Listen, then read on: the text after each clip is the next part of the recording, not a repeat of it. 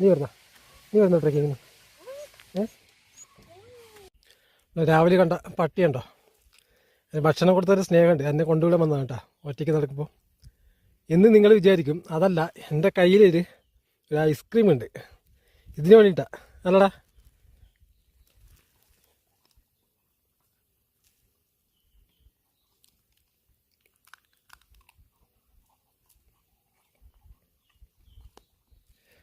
നീ കഴിക്കൂലേ? ഇതെടുത്ത് കഴിക്കൂലേ?